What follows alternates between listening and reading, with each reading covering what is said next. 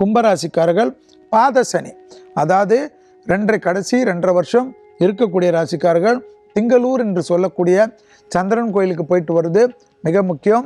ஜென்மத்தில் ராகு, 7ஆம் இடத்தில் கேது, பாத சனியில் இருக்கிறீர்கள். அதே சமயம் ரொம்ப அதிக அற்புதம், 5ஆம் இடத்தில் குரு வருகிறார்.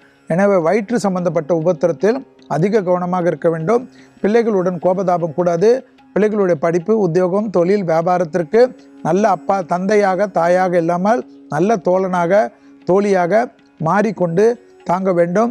பிள்ளைகளிடத்தில் இருந்த பாதிப்புகள் பரிபூர்ண நிவர்த்தி ஏற்படுவதற்கு அபிராமி அந்தாதியில் இருக்கக்கூடிய 40வது பாடல், 59வது பாடல், 75வது பாடலை படிக்க வேண்டும். கோளர் பதிகத்தை அதிகமாக கேட்கக்கூடிய ராசிகளில் கும்பம் வருகிறது. அதே சமயம் ஆயில் புல்லிங் என்று சொல்வார்கள்.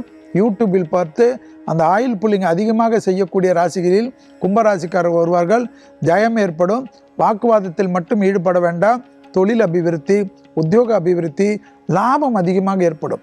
லாபம் வருதுன்னா என்ன அர்த்தம்? தொழில் டெவலப் ஆகும், பண வரவு ஏற்படும், சேமிப்பு ஏற்படும். இது வரைக்கும் எந்த சேமிப்பே இல்லைன்னு வருத்தப்பட்டு கொண்டிருந்த கும்பராசிக்காரர்களுக்கு அஷ்டலட்சுமி கடாட்சம் கிடைக்கும், புது கௌரவம் கிடைக்கும், பெரிய பொறுப்புகளுக்கு வருவார்கள். அரசு துறையில் இருப்பவர்கள், அதிகார வர்க்கத்தில் இருப்பவர்களுக்கெல்லாம் மக்களுடன் பேர் புகழ் கிடைக்கக்கூடிய நல்ல விஷயங்கள் ஏற்படும். குடும்பத்தில் நல்ல காரியங்கள் நடக்கும். ரொம்ப நாளுக்கு அப்புறம் குடும்பத்தில் சந்தோஷம் ஏற்படும்.